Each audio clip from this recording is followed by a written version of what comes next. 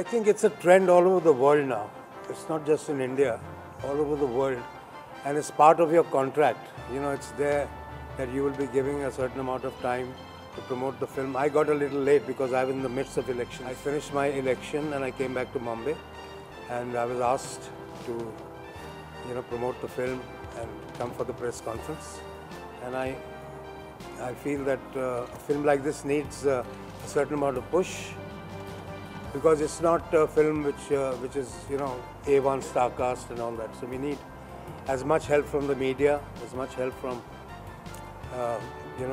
everybody, the critics and the channels, the print media. That they can at least bring this into prominence and arise an interest in the film. अब शायद सबको जानकारी नहीं है इस बात की कि coal mafia is the oldest mafia of this country. ये बाद में गोल्ड माफिया आया, दूसरे ड्रग माफिया आया, ये आया.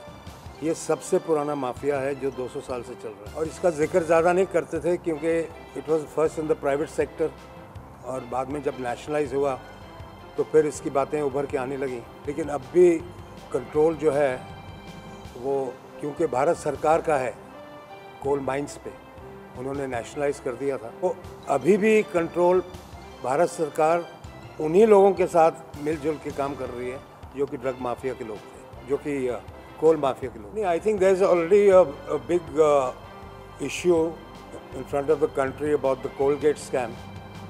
तो अभी तक वो उसका खुलासा हुआ नहीं है, लेकिन obviously there are certain areas अभी तक जिनको गवर्नमेंट ठीक से कंट्रोल नहीं कर पाई है, and one of the areas is the coal mining.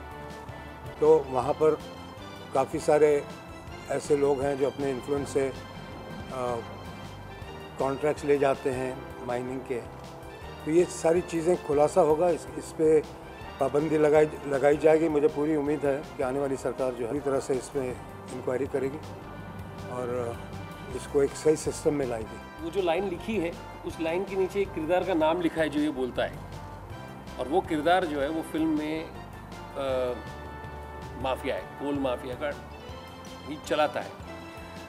उसको धर दबोचने की कोशिश जो है वो सरकार करती है, तो उसको लगता है कि मेरे से बड़ा माफिया कोई और है. तो ये उस किरदार का नज़रिया है, जिसमें उसको लगता है कि चोरों को पुलिस वाले चोर नज़र आते हैं, तो इसका मतलब ये नहीं कि पुलिस वाले हर बार चोरी होते हैं. बट यहाँ पे ऐसा है कि माफिया को लगता है कि मेरे ऊपर मुझे खड़ा करके मुझे धर दबोचने की जो कोशिश कर रहा है वो मुझसे भी बड़ा माफिया है, तो मैं कहाँ बड़ा माफिया हूँ. सबसे बड़ा माफिया तो सरकार है, बिकॉज सरकार पकड़ने की कोशिश कर रहा है, सरकार नियंत्रण में लाने की कोशिश कर रहा है, सरकार अपने असूलों को कुछ करने की कोशिश कर रहा है, जो भी है. तो उनका नज़र शायद मैं वहाँ बैठा रहता और ये डिसाइड करता, लेकिन हम सब जानते हैं कि हम सब बदलाव चाहते हैं. बदलाव, क्योंकि जो कुछ भी हो रहा है, आई थिंक पिछले 5 साल में हमने जो कुछ भी देखा हुआ है, सेंटर में हो, स्टेट्स में हो, कहीं ना कहीं घोटालों से भरा हुआ है. मैं मानता हूँ कि I think we are at the worst ever corruption को लेके. क्योंकि आज एक आम आदमी अगर अपने पिता के या किसी भी रिलेटिव के डेथ सर्टिफिकेट के लिए भी जाता है तो 500 रुपये या 200 रुपये देने पड़ते हैं. आई थिंक उससे ख़राब हालत हमारी देश की कभी हो ही नहीं सकती. मैं ये सोचता हूँ कि मांगने वाला क्या सोच के मांग रहा है, और देने वाला अगर दे तो कैसे देगा और किसके लिए दे रहा है वो. तो आई थिंक इसलिए वो चेंज, वो बदलाव बहुत ही ज़रूरी है. अगर इस डायलॉग की बात करें तो जो आशु ने कहा, आई थिंक वो पॉइंट ऑफ व्यू है कि कोई भी बिजनेसमैन कैसा भी धंधा करता हो, फाइनली वो तब सक्सेसफुल हो सकता है जब सरकार का किसी न किसी पॉलिटिशियन का या किसी का उसके ऊपर हाथ हो. मैं एक IAS ऑफिसर हूँ. अगर आप इस फिल्म में निशित कुमार ये सोचता है तो कहीं ना कहीं उसे भी लगता होगा कि यार हाँ यार, माफिया तो सरकार ही है. क्योंकि जब मैं बदलाव लाने की कोशिश कर रहा हूँ, शांति बहाल करने की कोशिश कर रहा हूँ एक इलाके में, तो मुझे ट्रांसफ़र किया जाता है.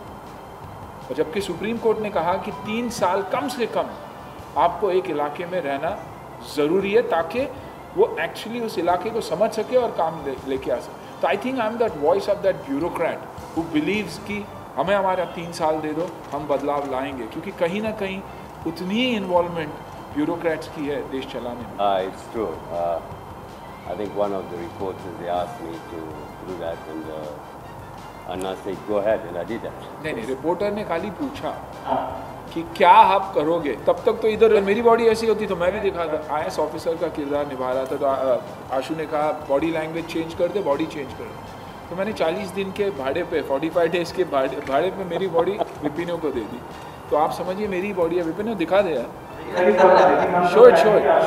See, मैं तो सेंसरशिप में बिलीव नहीं करता हूँ। किसी चीज़ पे सेंसरशिप होनी चाहिए। We should have the freedom of speech. I totally, unless you know somebody is talking against the nation and तभी कुछ सेंसरशिप की बात आती है, otherwise I don't believe in censorship। वो हुआ है, उसमें चक्कर ऐसा हुआ है ना कि हमारे यहाँ पे कुछ मैंडेटरी रूल है कि अगर आप सेंसर के लिए अप्लाई करें उसके पहले जो प्रोड्यूसर एसोसिएशन है उनको आपकी पब्लिसिटी को अप्रूव करना होता है। तक प्रोड्यूसर एसोसिएशन पब्लिसिटी को अप्रूव नहीं करता है, आप सेंसर का एप्लीकेशन भी नहीं कर सकते। जब ये पब्लिसिटी के लिए गया था प्रोड्यूसर एसोसिएशन में, तो प्रोड्यूसर एसोसिएशन ने कहा ये लाइन गड़बड़ है, ये लाइन निकाल दो। तो मैंने कहा ये तो सेंसर्ड है, मेरे पास ट्रेलर है वो सेंसर्ड है, फिल्म जो है वो सेंसर पे है, उनको आपत्ति नहीं, आपको आपत्ति क्यों हो रही है? तो बोले नहीं ये तो हमको तकलीफ हो जाएगी, आप इसके सामने एक सवालिया निशान खड़ा कर दो, एक क्वेश्चन मार्क कर दो, क्या या आप क्या डाल दो कि क्या सबसे बड़ा सरकार माफिया है, क्या है। मैं बोला वो उसका क्या मतलब हुआ, क्रिएटिव तो कुछ और ही चीज़ हो गई ये। और ये हमारा कमेंट नहीं है, ये कमेंट कैरेक्टर का है जो फिल्म के अंदर है। उन्होंने कहा कि आप अगर ये निकाल सकते हैं तो हम अप्रूव करेंगे, अगर आप नहीं निकालेंगे हम आपके साथ खड़े नहीं रह सकते हैं, आपको एक एफिडेविट देना पड़ेगा हमको कि आप ये जो चीज़ है अपने रिस्क पे करेंगे। मुझे लगा कि प्रोड्यूसर एसोसिएशन की जो बॉडी होती है उनको अपनी रिस्पॉन्सिबिलिटी लेनी ही चाहिए, तो मैं क्यों फिर वो एफिडेविट भी निकाल के दूँ। तो मुझे कोई चारा नहीं रहा, सेंसर तक नहीं पहुँचा जब तक कि मैं ये लाइन नहीं निकाल सका। और मेरी खुद की बॉडी एसोसिएशन ने हम पर सेंसरशिप कर दी, हालांकि सेंसर बॉडी उसके ऊपर है, उनके ऊपर नहीं, बात उन तक नहीं पहुंची, उसके पहले हमको सेंसर कर दिया उन्होंने। तो ये मुझे बात समझ में नहीं आई, बट खैर हमको तो सेंसर करनी थी, फिल्म रिलीज पे था, कुछ कर नहीं पाया। नहीं, हीरोइन है और हीरोइन का अवॉइड इसलिए कर रहे हैं बिकॉज जो बेसिक फिल्म है वो इन तीनों की डायनामिक्स है, बट जिसको बोलते हैं primary, secondary and tertiary level जो हम लोग कम्युनिकेशन कर रहे हैं, जो सेकेंडरी लेवल पे सपोर्ट करता है वो ये इतने स्ट्रॉन्ग फीमेल कैरेक्टर्स हैं जो इंस्पिरेशनल हैं, जो प्रेरित करते हैं प्राइमरी कैरेक्टर्स को अपने हाव भाव में, अपने कैरेक्टर में, अपने कैरेक्टराइजेशन के बदलाव में। फिलहाल हम लोगों ने बेसिक प्राइमरी लेवल पे जो डायनामिक्स क्रिएट करते हैं उनको आगे रखा है। बाकी आप जब फिल्म के अंदर एंटर करेंगे तो फिल्म ने भी कुछ बोलना चाहिए। फिल्म तो बेसिक करने की वजह होती है कि भाई अच्छा एक रोल मिला है आपको, एक अच्छी स्क्रिप्ट मिली है। सबसे पहले मैं स्क्रिप्ट को देखता हूँ, अपने रोल को नहीं देखता हूँ, क्योंकि कभी कभी ऐसा होता है कि रोल आपका बहुत अच्छा होता है लेकिन स्क्रिप्ट बहुत बुरी होती है, वो फिल्म भी नहीं कर सकते आप। तो अगर तो सुधार लाते हैं और रोल अच्छा है तो फिर तो मैं करता हूँ। Main reason for choosing a film is that कई बार ऐसा होता है कि यारों दोस्तों की वजह से करनी पड़ती है, यारी दोस्ती की वजह से। कई बार मैंने ऐसी फिल्में भी की हैं जहाँ 3 दिन का काम था, 4 दिन का काम था, गेस्ट अपीयरेंस करना पड़ता है। इतने साल आप फिल्म इंडस्ट्री में मिलजुल के रहे हैं तो you have to be obligatory to so many people. बाकी मैं ज़्यादा फिल्में करता नहीं हूँ, हालांकि फिल्म इंडस्ट्री मेरी दाल रोटी है, this is where I earn my bread and butter. हाँ, तो राजनीति में मैं कुछ कमाई करने के लिए नहीं आया। तो साल में मैंने तय किया कि 2-4 फिल्में तो करनी पड़ेगी। As a director of course Ashu has matured a lot, definitely. I mean when he started, I think that was your first film और सेकंड फिल्म? फर्स्ट फिल्म, पहली फिल्म थी इनकी। और उस फिल्म में भी बहुत मज़ा आया हमको। आई थिंक अर्जुन रामपाल की भी वो पहली फिल्म थी, ऐसा था। तो स्क्रिप्ट अच्छी थी, प्रोड्यूसर अच्छा था, वो फिल्म भी हंसते हंसते बन गई। अब जो मैं देख रहा हूँ आशु को, जिस तरीके से उन्होंने स्क्रिप्ट को हैंडल किया, बहुत डिफ़िकल्ट स्क्रिप्ट थी ये, एक डायरेक्टर के लिए बहुत मुश्किल स्क्रिप्ट थी, और उन्होंने बहुत अच्छे तरीके से, बड़ी मैच्योर्ड वे से उसको हैंडल किया है। और उसका रिज़ल्ट आप सब देखेंगे जब, तो इनकी बहुत तारीफ़ होगी। मेरे ख्याल सबसे ज़्यादा तारीफ़ इनकी। According to me this is Anna's best performance. मैंने सारी फिल्में तो नहीं देखी हैं अन्ना की, लेकिन जितनी भी देखी हैं उनमें से दिस इज़ हिज फाइनेस्ट। अच्छा रोल किया है उन्होंने, इतना अच्छा। एक तो पूरे कैरेक्टर में फिट हुए हैं जैसे होना चाहिए, हर एक्टर को अपने कैरेक्टर में फिट होना चाहिए, और बहुत मेहनत करके इन्होंने बहुत अच्छी तरीके से इस कैरेक्टर को पेश किया। पहला दिन शुरू होता है एक्टर का जब वो इमेजिन करता है ये कैरेक्टर होगा। जैसे इस फिल्म में जब इन्होंने मुझे सुनाया तो मैंने सोचना शुरू कर दिया कि इस कैरेक्टर का दिखेगा कैसे, हाउ विल ही लुक, इसकी लुक क्या हो। तो वो मैंने इमेजिन करना शुरू किया, और मुझे मूंछ चिपकानी अच्छी नहीं लगती। I started growing my Moustache, मैंने अपने आप इसको सोचा इसके बाल कैसे होने चाहिए, क्योंकि he is a senior citizen character, 60 साल के ऊपर का कैरेक्टर, कैसे लगेगा। तो मैंने बाल भी अपने एकदम छोटे कटवाए, वो भी एक हेयर ड्रेसर से, अपने मेकअप मैन से वो सलाह करके तरीका का हमने हेयर स्टाइल बनवाया, मूछें में से ग्रो की। तो मुझे समय मिला प्रिपेयर करने की, और कपड़े कैसे पहनेगा, ये सारी चीज़ें पहले दिन से वहीं शुरू हो जाता है। तो एक बार ये सारी चीज़ें सेट हो जाए, फिर कैमरे के सामने जाना बहुत आसान हो जाता है। फिर आप कैसे बोलेंगे, किस लहजे में बोलेंगे, किस ढंग से बोलेंगे, कैसे आपके चलेंगे, कैसे आपकी फेशियल लुक होगी, वो सारी चीज़ें फिर आसान हो जाती हैं। फिर वो तो फिर आपको एक्सपीरियंस से आसान हो जाता है।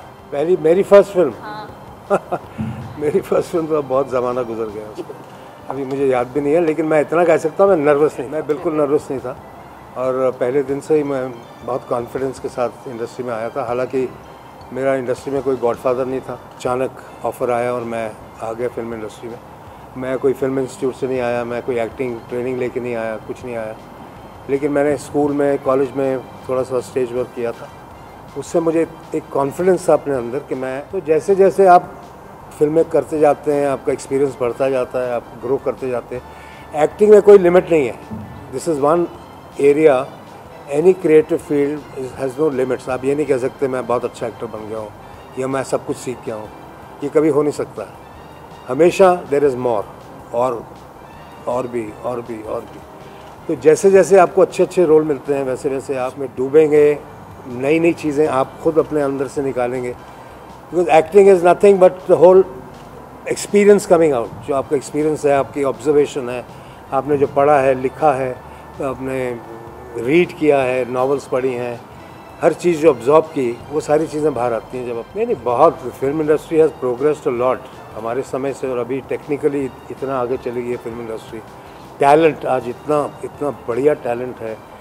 आज मैं देखता हूँ लड़कियों को, देखता हूँ Priyanka and Padukone and so many other girls, my god amazing talent. लड़कों को देखता हूँ, जितने स्टार्स बड़े बड़े हैं, सब बहुत अच्छे टैलेंट। फिल्मों के अभी तक मुझे लगता है स्क्रिप्ट्स में अभी तक कमी मुझे कभी कभी लगती है। Otherwise I think we are at par with Hollywood. ऐसे तो बहुत सारे नए लोग हैं, मैं सबकी फिल्में भी देखी भी नहीं है, बट लोग तारीफ़ करते हैं बहुत नए लोगों। मैंने तो बहुत कम काम किया है, फिल्में भी कम देखता हूँ, लेकिन yes I would like to work with new talent.